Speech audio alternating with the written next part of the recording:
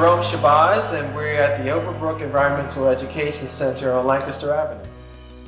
One of my original introductions to the work was my son having exposure to an environmental science class, and he said, "Dad, we're not going outside.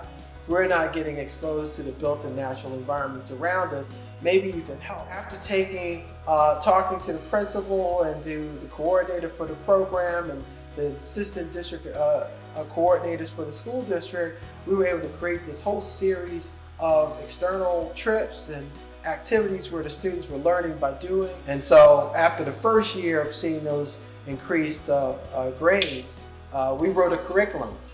And the curriculum was called the Overbrook Environmental Education Center. Now, ultimately here at the Overbrook Center, we have a people-centric approach. We're here to support community and neighbors and family and friends. And most of the work that we do is a combination of events and activities that support literacy, art, environment, and health. And as such, it has such an integrated benefit that we're able to do so many different things, but they ultimately have the same benefit. So it feels very congruent when we put it together. We do a lot of work helping our young people to understand that environmental justice is something that you can work on today. You don't have to wait for the old people to tell you what to do. You want to make sure that you have healthy trees so that your air quality doesn't exacerbate your asthma and that you won't have respiratory problems. You know, it's interesting, this one story that comes to mind that's really a personification of our work. And that was a young lady who we were talking to from Overbrook High School about the issues of stormwater management. We even talked about the idea of having green roofs. And she said, "Mr. Shabazz, stop making games with us. You can't grow anything on a roof."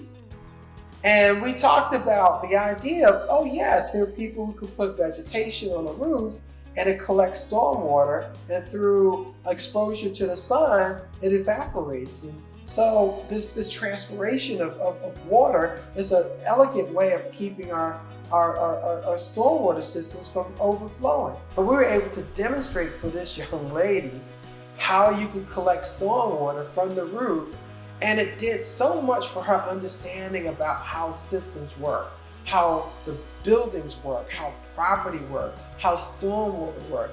The fact that we drink the rivers, that the same water that you use for drinking and washing and cleaning are the rivers that can become contaminated if we don't manage our waste. So by showing that ecological cycle of events in a demonstrative way, here at the Overbrook Environmental Education Center, it helped this young lady not only improve her grades in science and biology and life science, but it helped her to have a better understanding of the world that she lived in. Our aspiration here is to continue to show the value of keeping open space, and to help neighbors to realize that we don't have to live around the blight without a plan and solution, and that we've cleaned up tons of debris and trash off of our sites. We were able to solicit very, very talented people, and some of those people did work pro bono, but we're always looking for more talent, more resources, more people who have the ability to demonstrate what change looks like. Our center personifies that. Our goal is to reintroduce native fauna, to reintroduce different birds and microhabitats.